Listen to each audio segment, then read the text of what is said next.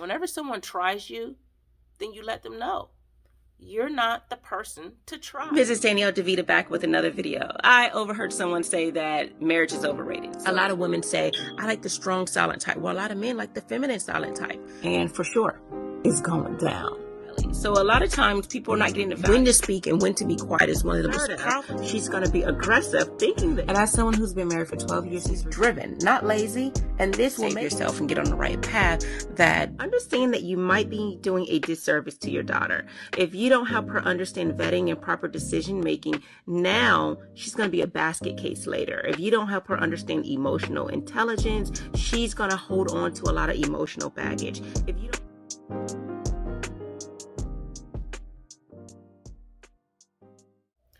Thank you for watching another video with Mrs. Danielle DeVita. I am Danielle. I am a relationship and femininity coach. I've been married for 12 years, and I'm here to give you advice to make sure that you're vetting for the man that you deserve, and that you're also making sure that you're prepared to be a wife.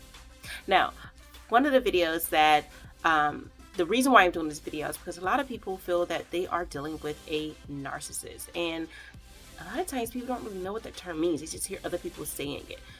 That a lot of attitudes that people are speaking about when they're trying to refer to a man as this is he's really just being a jerk. He's really being a manipulator. He's gaslighting you. He is trying to flip the tables on you.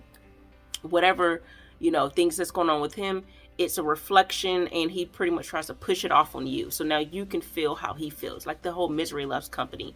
It is something that is thought through with him. If he knows that, you're going to get mad about something, he needs to pretty much take the heat off of him and put it on you. Make you feel like, oh, maybe I did something. So I think this is what you're talking about. And this is most men. This isn't really a clinical term. Most men don't necessarily fit this term. Most people don't always fit this term.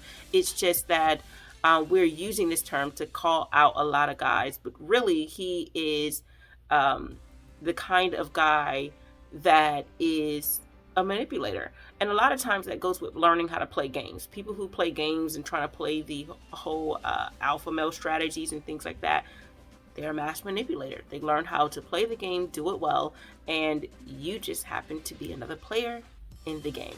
So how do you deal with this type of man? You don't. And you're probably thinking like, what are you talking about? Well, you do not. Because if you've watched my videos, you know what I'm going to talk about.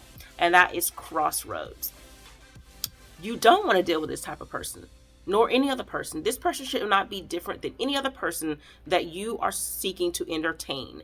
If you're entertaining someone and they are doing something that you do not like, which is a deal breaker, which is a standard that's not being met, then you're going to be set with a crossroads, either a crossroads or an end of the road. So if you have not happened to watch any of my videos, let me clue you in.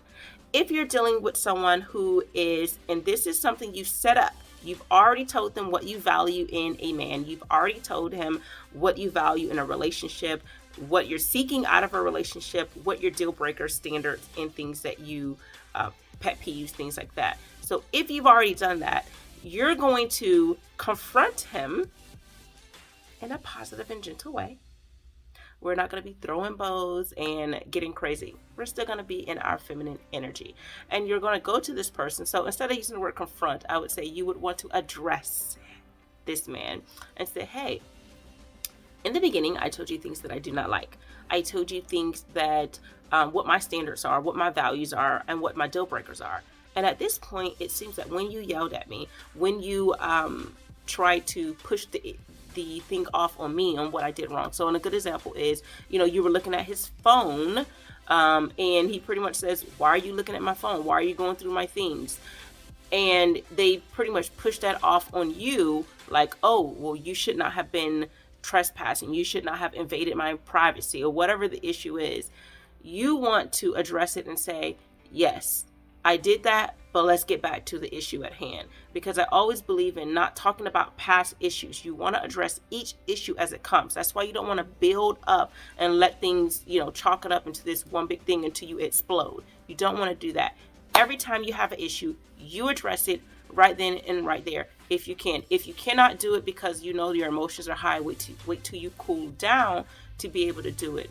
But the reason why you want to address it right then and there is because then you can note if it becomes a pattern. And for you, a pattern should be twice. You should not allow 3 times. If it's a big deal, then that's it. The end of the road should be immediately when it happens. So if dishonesty is something you do not like, you are addressing that in the very beginning of the relationship. And the minute they're dishonest, it's something you should address. Hey, I do not like this. You're dishonest. Crossroads.